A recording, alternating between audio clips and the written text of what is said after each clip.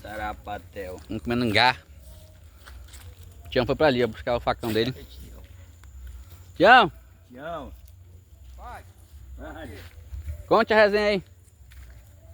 Ah.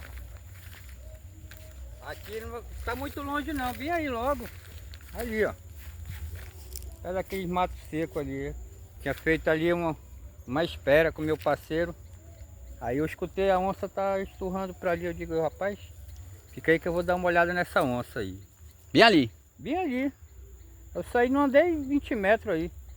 Quando eu topei a bicha ali, eu abri na carreira, rapaz. Ela era muito feia essa onça. Era? Muito feia.